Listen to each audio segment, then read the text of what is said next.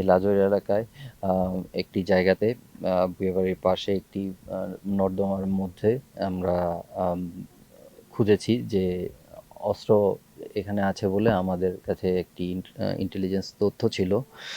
সেই তথ্য মোতাবেক আমরা এখানে সার্চ করেছি। সার্চ করার পরে আপনারা দেখেছেন আমরা একটি আ হাইওয়ে থানা থেকে হারানো একটি রাইফেল উদ্ধার করেছি এবং একটি লোকাল গান, রাইফেল সদৃশ একটি লোকাল গান উদ্ধার করেছি।